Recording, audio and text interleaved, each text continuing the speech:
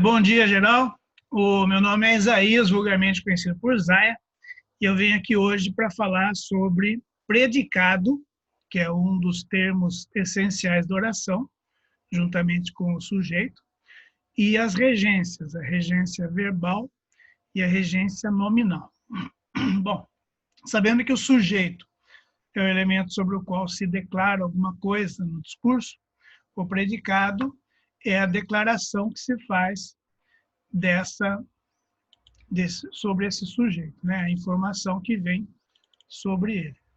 E o predicado pode ser verbal, nominal ou verbo nominal. Então, predicado é toda a informação atribuída sobre o sujeito ou ao sujeito. E no predicado, eu sempre tenho o verbo. O verbo pode ser intransitivo, quando não há necessidade de complementos, o verbo tem uma carga de significação total, e os verbos transitivos.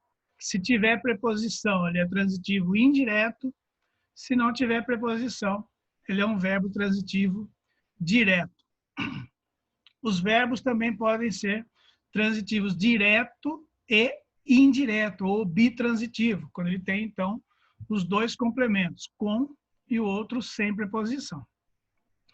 Estes verbos, que são chamados de verbos significativos, eles fazem, né, parte do predicado verbal. Então, o núcleo do predicado vai ser sempre o verbo. Então, eu digo, por exemplo, né, fulano de tal morreu. O verbo morrer é intransitivo. O predicado vai ser verbal, o núcleo é o verbo morrer. O verbo comer já come algo, né? Então, ele vai ser um verbo transitivo direto. Gostar, gostar de algo ou de alguém, verbo transitivo indireto, que tem a preposição, né? No caso aí, abri coisa errada aqui.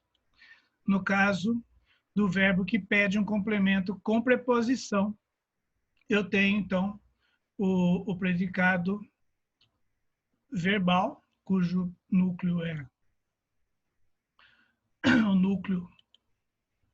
é o verbo, que tem a preposição, então vai ser um predicado verbal, cujo verbo é transitivo e indireto.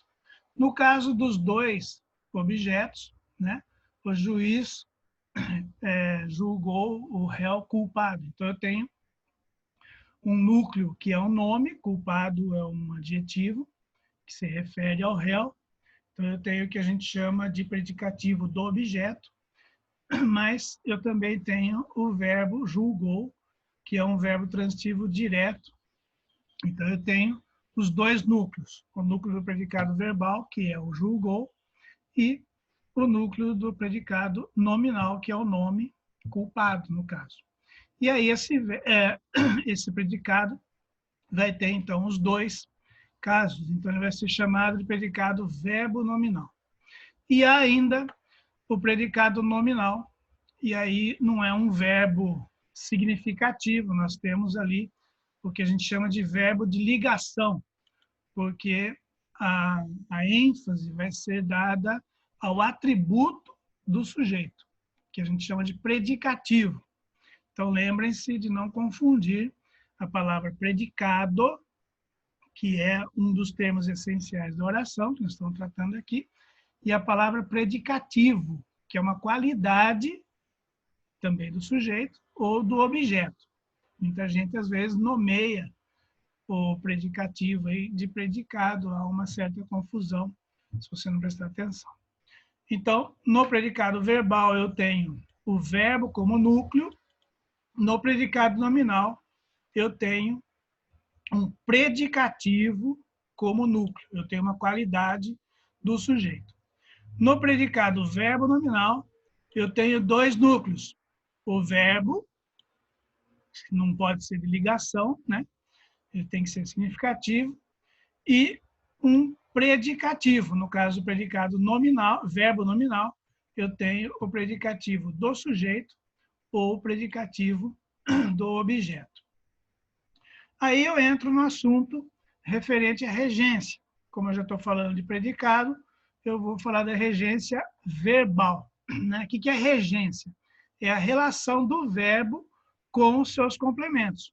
Ou, no caso do verbo que eu falei, intransitivo, na ausência desse complemento, já que ele não precisa de um complemento. E ainda do verbo ou dos adjuntos adverbiais. O que é o adjunto adverbial? Né? É aquela palavra que caracteriza, né, o próprio verbo, um outro advérbio ou um adjetivo. E aí funcionam como relações aí com esse verbo, como eu já citei, o verbo transitivo direto, que pede um objeto direto, sem preposição, e o verbo transitivo indireto, que pede um objeto indireto com preposição. No caso do o vai ser sempre objeto direto, tá? E o lhe vai ser sempre objeto indireto. As regências têm a ver, né, com a distinção desse complemento. Então, por exemplo, eu vou, às vezes, usar dois complementos ou duas regências com relação ao mesmo complemento. Eu tenho que tomar cuidado, porque se um verbo pede uma preposição e eu uso um outro verbo que não pede preposição para qualificar ou me referir a um nome, e eu tenho que prestar atenção, porque, por exemplo, né, eu vou falar da palavra professor. Então, tem lá, admirava. Então, quem admira, admira alguém, no caso o professor, admirava o professor.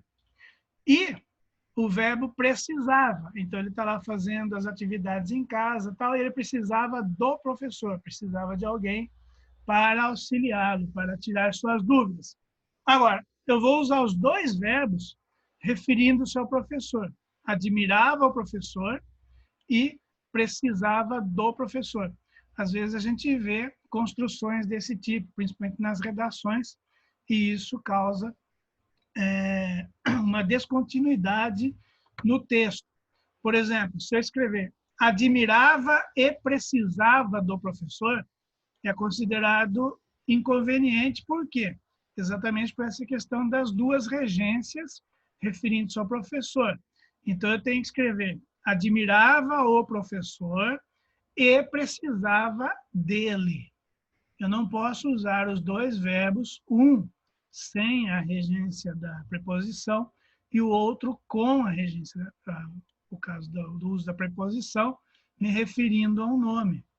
Então, eu tenho que separar, eu tenho que fazer essa distinção no emprego do mesmo complemento.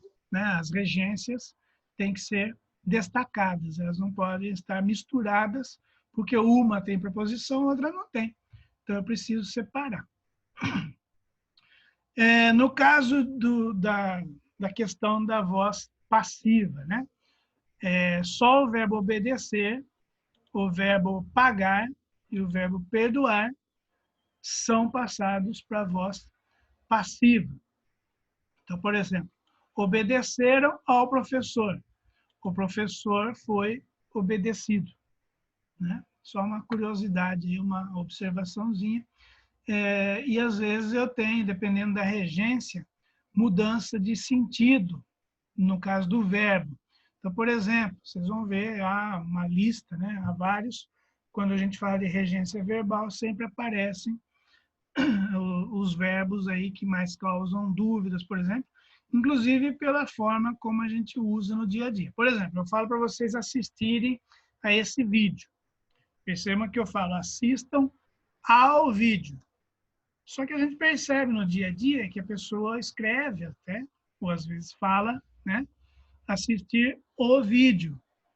Então, o verbo assistir, se você for levar ao pé da letra, né? Vamos dizer assim, por exemplo, o verbo assistir, ele pede uma preposição, no caso da preposição a, quando eu tenho a noção de presenciar. Então, eu vou assistir a um filme, eu vou assistir ao vídeo. Se eu disser assistir o, está errado? Não, é que muda de sentido. Então, por exemplo, eu tenho lá uma pessoa doente e ela está precisando de assistência médica. Então, existe lá uma enfermeira, um enfermeiro que vai cuidar desse paciente. Essa pessoa está assistindo o paciente. Então, agora o verbo assistir, pela regência, se eu não usei a preposição, é porque eu estou me referindo ao verbo assistir no sentido de dar assistência, de assistir o paciente. Então, eu quero dizer que o enfermeiro está cuidando daquele paciente. Então, o verbo assistir aí muda de sentido. Ao passo que se eu disser assistir o filme, se você tiver essa noção, o que é que você vai estar, na verdade, dizendo? Está lá o filme, eu estou dando assistência para o filme. Né? E não é isso que eu quero dizer. Eu quero dizer que eu estou presenciando, eu estou fazendo uma observação, eu estou ali analisando, assistindo ao filme. Então, é claro que no contexto, né, ninguém vai interpretar dessa maneira. Eu assisti o filme, então eu estou querendo dizer outra coisa. É que no dia a dia a gente acaba dizendo isso. Por exemplo, como ir ao banheiro. Ah, vou no banheiro, vou na escola, vou no mercado. A regência é ir a algum lugar. Mas no dia a dia isso às vezes passa despercebido e ninguém para questionar, né, se você está querendo dizer aquilo ou não, porque já é corriqueiro.